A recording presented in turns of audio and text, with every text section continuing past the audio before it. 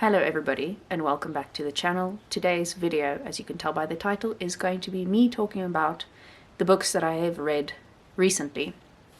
And by recently I mean from the last time that I did this, which was mid-June, and it is now mid-August. I have 6 books to be talking about. So last time I did this, I was busy reading The Night Circus by Erin Morgenstern. I have subsequently finished this book, obviously, and 5 others after this one. I didn't really love this book. This is a masterclass in how to say a lot while not saying anything, really. This is a masterclass in no plot, just vibes. And if that's your thing, then I think you would really enjoy this book because it is really vibey. The world building that Erin Morgenstern does is really good. Her characters are really interesting and they suit the world really well, and her descriptions are really beautiful and all of those things. But in all of the basically 400 pages that this book is long, nothing really happens. Like, there is a main plot point or a through line through the story, and it does get resolved at the end, but nothing really happens. Please ignore my cat crying. Cat, if you want to cry, please come upstairs. Please? Okay, so that's my thoughts on that. And then after that, I read Kitty, please come upstairs. Pardon the interruption, I just had to let my cat out. I next read Nightwood by Djuna Barnes. Woo, that's really reflective. What a weird book. I feel like I read 3 really strange books in succession. I read Food by Gertrude Stein, then I read The Night Circus, and then I read Nightwood. And all of them just kind of confused me a little bit. Nightwood, I don't even know how to describe this. It centers around a couple of characters. It's kind of, doesn't have a main character. It has a cast of characters who are all intertwined with each other in some way or another.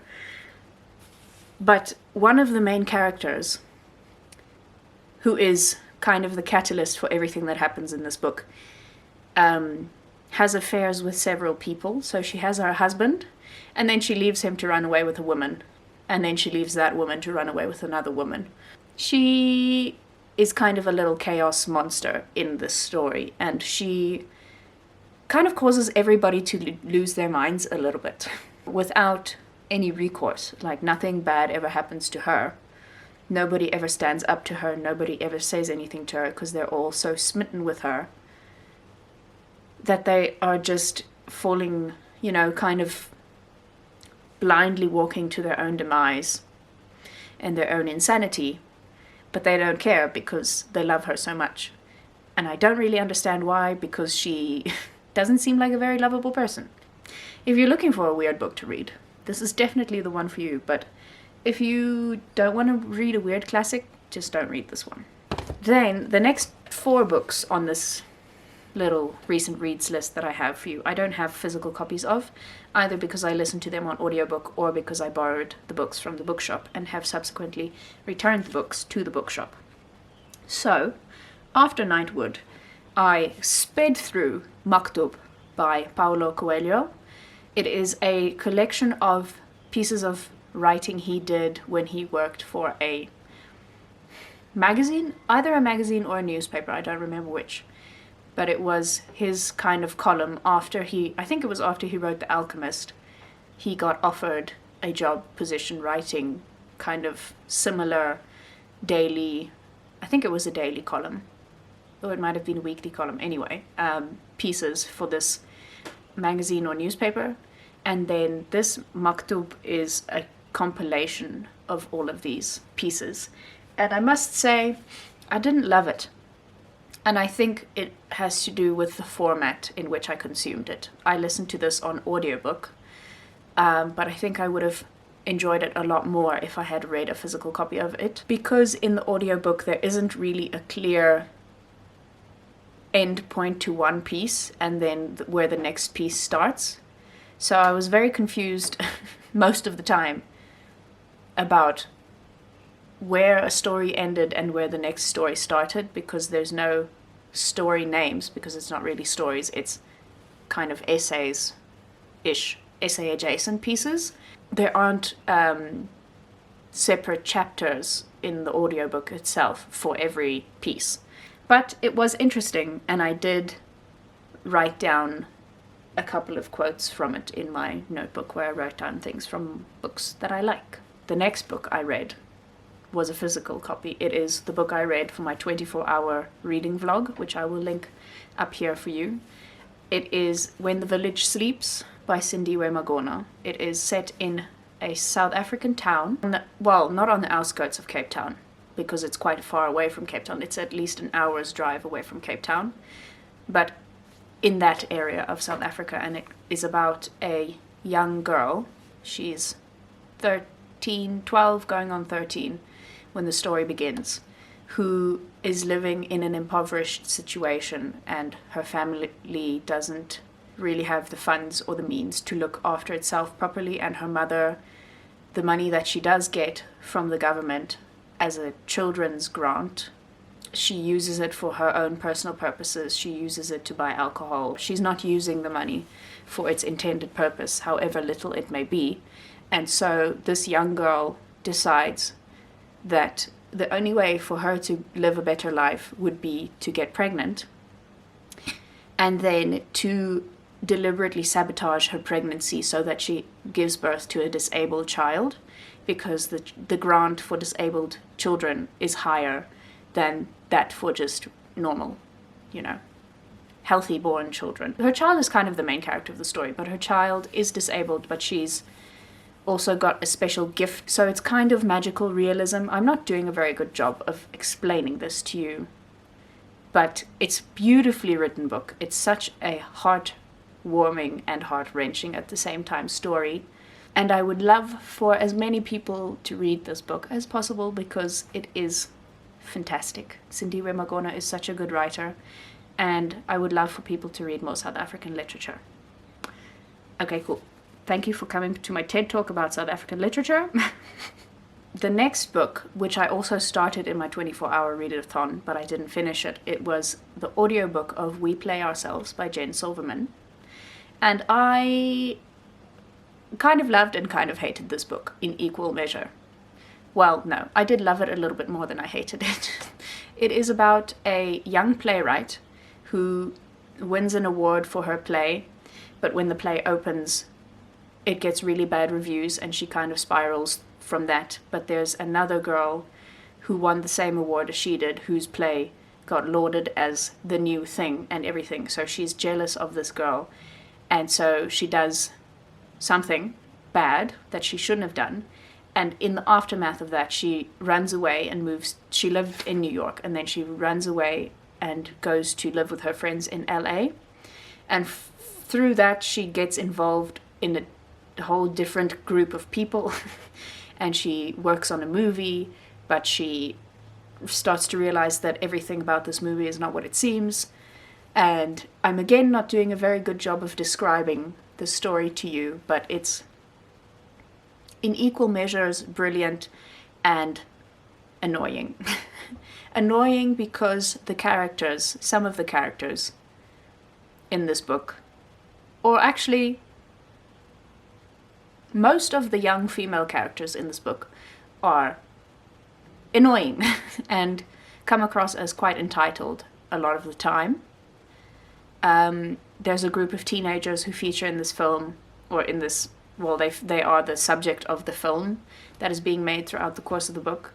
And the main character, has a lot of interactions with these teenagers.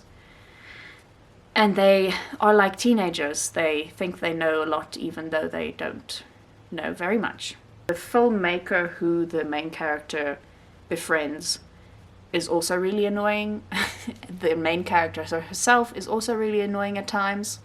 So realistically, The characters were annoying, but the story was good, if I can put it to you in such simple terms. It's much more complex than that, and it was a really interesting story, and I think it does a very good job of depicting what the stage and theatre industry is like, and also what the film industry is like, and what people in the film industry are like. So I think it's good in that sense. The characters didn't annoy me enough for me to want to put it down, because the rest of the story and the plot and all of those things were so good. The next book that I read is A Death in the Family by Michael Stanley, and when I spoke about this book in one of my previous videos, I said that Michael Stanley was a South African author, or a Southern African author, and I have since learned that Michael Stanley is two authors actually writing under the same or under one moniker. So Michael Stanley consists of Michael Sears and Stanley Trollope, who are a writing duo, and they write these detective murder mysteries together that are set in Botswana, and I think they either grew up in Botswana or went to school in Botswana. This story is about this detective who features in most of their books. His father is killed at the beginning of the book, and obviously he's not allowed to help with the investigation because he has vested interest, and it could lead to whoever committed the murder not getting convicted because of the family involvement and all of those things. And throughout the book, more people get killed, and somehow you realize that all of these murders are connected. And that's all I'm going to tell you, because that's all you really need to know. But it is a really good book. I think it does a really good job of being a true depiction of what life in Botswana is like, from the very little that I know about life in Botswana, because I've never been there myself. It's a really good Southern African piece of fiction. So I feel like I'm discovering all of the really good Southern and South African authors this year. If you can get your hands on this book, or any of Michael Stanley's books, please read them, because they are really, really great. Last but not least, I listened to the audiobook version of the Palestinian-Israeli conflict, A Very Short Introduction by Martin Bunton, and I have been introduced. That's what I can say about this book. I think this book does a very good job of doing exactly what it says on the tin. It is a very short introduction, and it gives you a brief overview, but also enough information to understand all of the points of what has culminated in the Palestinian-Israeli conflict, which has been going and ongoing for basically 100 years now. With this one, I think I would need to read it again as a physical copy, because there are some things that, in listening to it as an audiobook, kind of just went over my head. And there was a lot of information given, and I was not able to retain all of it, obviously. So I would like to, if I can find a physical copy of this book, purchase the physical copy and read it again, just so that I can take in more information. But it does a very good job of giving you an introduction and a short history of why the Palestinians and the Israelis are fighting, how they came to, be in each other's space, or how the Israelis came to be in the Palestinian space, rather, and how outside forces contributed a lot to all of the problems that they have with each other, and makes you think about what could have been if 100 years ago somebody had just made a different decision. But it did make me think about what would have happened if the British hadn't colonized the land where Israel is. Where Israel is now, but where Palestine was. And if it had been colonized by a different country, would the outcome have been the same, or would the outcome have been different? So those are all of the books I've read recently. I know I said last week that I was going to do a book haul in this video as well, but this video is already quite long, and also I might be purchasing a couple more books tomorrow. So I think I'm going to leave the book haul portion of this for next week. Thank you so much for watching this video. Let me know what you're currently reading, or what you have been reading recently. I'm not currently reading anything, but I'm going to start reading City of Girls by Elizabeth Gilbert today. And hopefully I can get through it fairly quickly, because my August TBR is still looming ahead of me. Let me know your thoughts. If you've read any of these books that I've mentioned, let me know what your thoughts were on them. Let me know what you're currently reading, what you have read recently. I would love to know all of these things. I love talking to you guys in the comments. So if ever you feel like you want to comment, know that I will be very excited to respond to you. So thank you for being here. I'll see you all again next week with another video.